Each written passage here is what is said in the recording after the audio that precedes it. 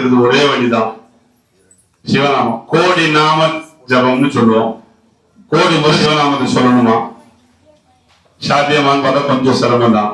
ஆனா எப்ப பார்த்தாலும் நம்ம நமச்சிவாய் சொல்லிட்டே இருந்தா எப்படியாவது கோடி முடிச்சிடலாம். அந்த பிரிவு இல்லாட்டி எப்படியாவது குறைந்தபட்சம் அந்த சிவராத்திரி இரவுல ஒரு முறை நமச்சிவாய சொன்னா கோடி முறை சொன்னதுக்கு சமம்.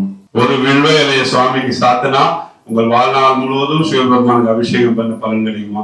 சிவராத்திரி முடிச்சிருக்கோம்னு சொல்றதுக்காக பாட்டு பாடிக்கிட்டு பாட்டு கேட்டுட்டு டான்ஸ் ஆடிக்கிட்டு இருக்கிறதுல சிவராத்திரியில சிவனை நினைச்சுக்கிட்டு அவன் தான் ஆடுவான். நாம கொஞ்சம் ஆட்டத்துல அமைதியா இருந்துட்டோம்னா நல்லது. ஆடல் அரசன் அம்பலக்கூத்தன் இந்த பிரபஞ்சத்தை இயக்கிக்கிட்டு இருக்க அந்த சிவபெருமானோட உன்னதமான ராத்திரி சிவராத்திரி அன்னைக்கு நர்மதேஸ்வர லிங்க ஸ்தாபனம் பண்ணலாம். நீங்க எல்லாருமே உங்க கையால சிவனுக்கு அபிஷேகம் பண்ணி ஒரு 5 நிமிஷம் நேரமாவது நமக்கு வாய்ப்பு கிடைக்கும்ல.